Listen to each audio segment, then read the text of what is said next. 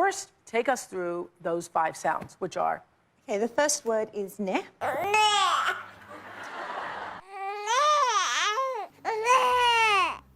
The next word? The next word is ow, and that's a word for sleeping.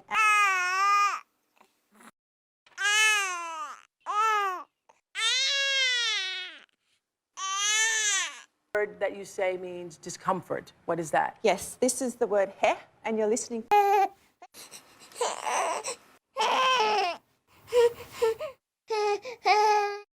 Sound is air, and this is a lower sound.